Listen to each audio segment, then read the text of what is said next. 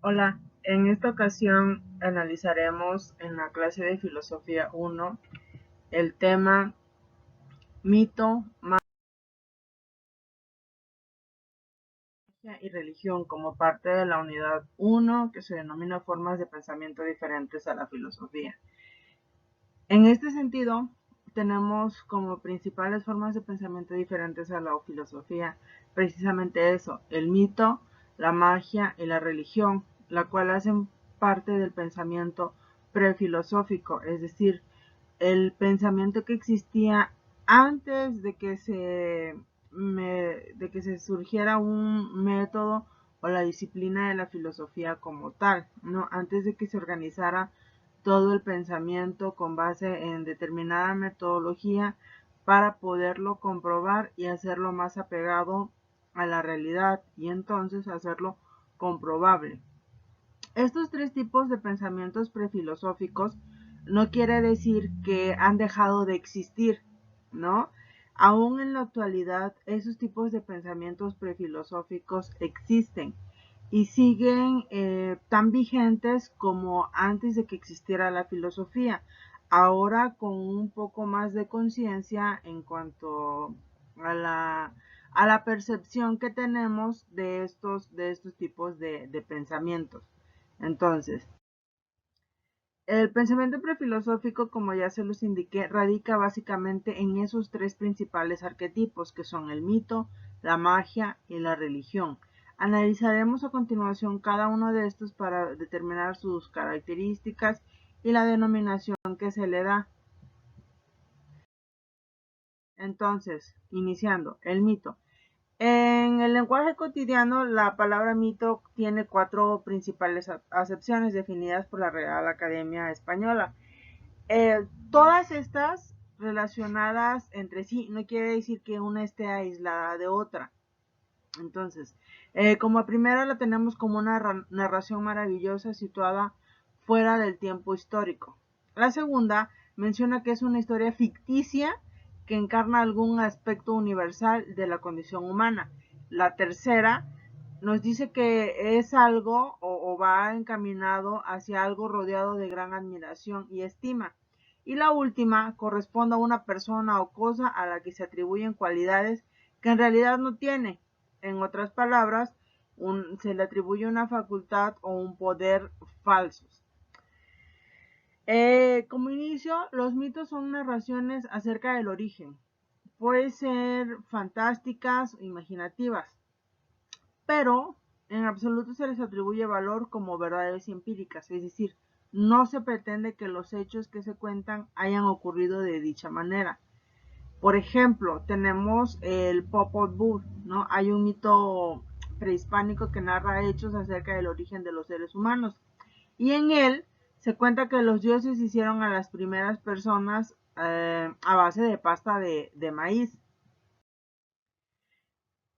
Toda una narración como después de hacer las primeras personas o los primeros seres humanos en pasta de maíz, fueron viendo los dioses determinadas características o cualidades que no les parecían tan correctas o tan buenas o que a ellos les incomodaban. Entonces fueron cambiando la forma de hacer a las personas, ¿no? Entonces les voy a dejar en, el, en una publicación el link o se los voy a compartir en el material de consulta para que ustedes puedan ver el video y se den una idea de lo que se trata en realidad los mitos, ¿no? Entonces, para que ustedes puedan entender esa parte ya de una manera más explicada y más detallada. Nos dice que los mitos no son una expresión de imaginación desbordada, sino que también expresan un modo humano de encontrar explicaciones al mundo. Entonces, esta es la parte que le interesa a la filosofía, como esa forma de, de encontrar explicaciones al mundo, ¿no? Como ya lo mencioné en la clase anterior, a la filosofía lo que le interesa es ese cuestionamiento que nosotros realizamos acerca de nuestra realidad. ¿Qué es lo que nosotros estamos viendo? encontrar esas explicaciones, más que las respuestas, la formulación de preguntas, ¿no? Entonces, de una forma que no se basa en la prueba racional. Los mitos son capaces de ofrecer una explicación sobre el orden del cosmos y ayudan al ser humano, pero no se basan en una prueba racional. Esa es la diferencia, ¿no? Que encontramos. Continuando con el tema, la magia, el papel de la magia es similar al mito, ¿no? Pero tiene un sentido más práctico. En el mito las narraciones son eso, ¿no? Simplemente es narraciones sobre hechos fantásticos o de personajes a los cuales se les atribuyen determinados poderes. En la magia es más práctica y entonces es entendida como el aprovechamiento del conocimiento de las fuerzas sobrehumanas para fines prácticos. Es entendido como si la magia fuera la tecnología del saber mítico, es decir, es la puesta en práctica de determinados saberes o dones, por así decirlo, ¿no? En el mundo moderno se tiende a pensar que la tecnología es el uso aplicado del conocimiento científico y por su parte la ciencia es el saber racional sobre el que descansa el ideal de la civilización moderna. En cambio, en el mundo mítico, la magia permite a las personas controlar y utilizar sus propios intereses, las fuerzas que gobiernan el mundo. Entonces, estamos hablando de fuerzas o de poderes, si no sobrehumanos como tales, pero sí que tienen que ver, que tienen cierto misticismo, que no podemos palpar o captar con nuestros sentidos, por así decirlo, ¿no? Pero que sabemos que existen. Entonces, el rito mágico no es arbitrario, sino que se basa también en un conocimiento que se gana con esfuerzo. En general es un saber secreto cultivado con paciencia por sabios. Muchos pueblos han practicado la magia para enfrentar problemas del mundo natural. En este caso tenemos a los chamanes, ¿no? Por ejemplo, son personajes que mezclan elementos mitológicos con poderes mágicos. Por lo regular tienen conocimientos de medicina tradicional como el uso de plantas y pociones curativas. Y también con frecuencia sirven de intermediarios al comunicar a las personas con los poderes sobrehumanos, los espíritus naturales, los dioses o los ancestros. Aquí viene la otra parte de lo que estoy mencionando, ¿no? Esto es como que lo bueno que tiene la magia. Ahora, existen también las variedades malévolas de la magia, como la brujería, el vudú y otras formas que no son bien vistas porque en la mentalidad mágica se usan para dañar a las personas. El último apartado, que es el de la religión, el término de religión proviene del latín griego religio y este del verbo religare, que significa religar. Involucra una creencia en un ser o conjunto de seres, que en algunas ocasiones tiene la función de ser una garantía sobrenatural de la salvación del hombre, de una existencia dichosa después de la muerte. También comprende las prácticas y normas que deben seguirse para tener derecho a tal garantía. En la religión ocurre algo singular. La mayoría de las religiones cuentan con un código moral, por así decirlo, ¿no? Que va dictando las pautas y los lineamientos para el comportamiento correcto de las personas que pertenecen a esa religión. Entonces, en el Islam, por ejemplo, tienen el Corán. Existen los 10 mandamientos bíblicos, ¿no? Son esas pautas que van marcando los lineamientos para que el ser humano tenga un comportamiento correcto de acuerdo a la religión que se profesa. Entonces, la religión en algunas ocasiones en la historia ha sido también un mecanismo de coacción y de obtener información para realizar cambios o manipular determinadas circunstancias, ¿no? Entonces, este apartado en particular es el que mayor vigencia, considero, tiene en la actualidad, independientemente de la religión que sea.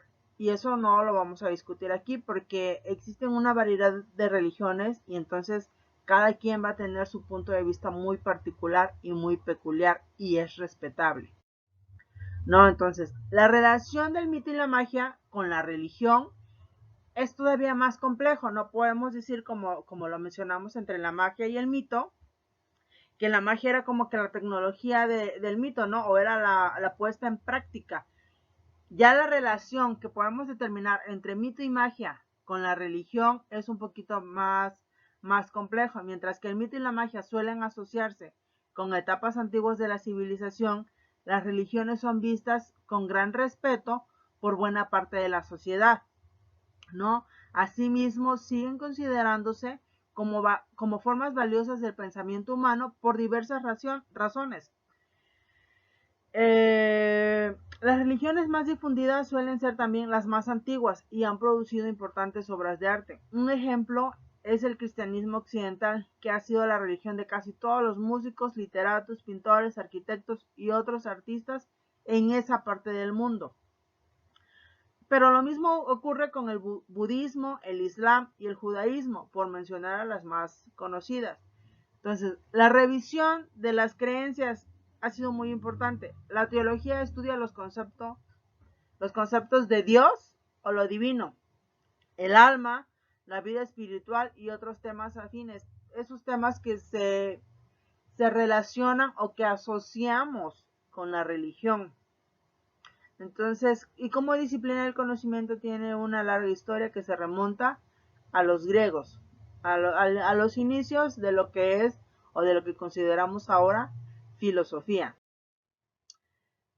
Pero un aspecto importante de ese carácter ritual de las religiones que permite que a las personas experimentar con su propio cuerpo lo que entraña su creencia es, por ejemplo, al rezar. Al participar en una peregrinación o en un retiro, los individuos viven experiencias que pueden ser intensas y eso da un sentido de pertenencia y de identidad a una comunidad unida por una visión del mundo. Esa visión del mundo es la que la va a determinar la religión. Aquí viene lo que les mencionaba, ¿no? Que las religiones tradicionales ofrecen un código moral, que es un compendio de la práctica religiosa, donde nos van a indicar cuál es el comportamiento correcto del ser humano y que además van unidos a los valores más importantes, no solo de cada religión, sino a los valores universales que debemos profesar como seres humanos. La religión sigue siendo un elemento importante en la vida de las personas, porque también influye para bien o para mal en la vida pública, tanto en lo social como en lo político. Es lo que les mencionaba. En determinados momentos la religión, en determinados momentos de la historia, de la vida del ser humano como persona, como integrante de una familia o como integrante de la sociedad o de la comunidad, la religión siempre ha tenido un papel importante y determinante. Bueno, después de esta brevísima explicación, lo que van a hacer como actividad, perdón, aquí me equivoqué, no es actividad 1, pero es actividad 3, del tema mito, magia y religión, es sencillo. Van a elaborar un cuadro comparativo de lo que es mito, magia y religión. Van a poner sus características, la relación que existe entre el mito con la magia, entre el mito con la magia y la religión. ¿Cuáles consideran ustedes que aún sigue predominando mayormente, ¿no?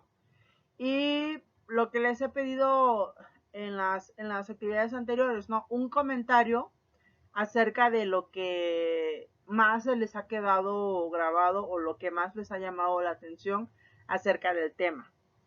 ¿Ok?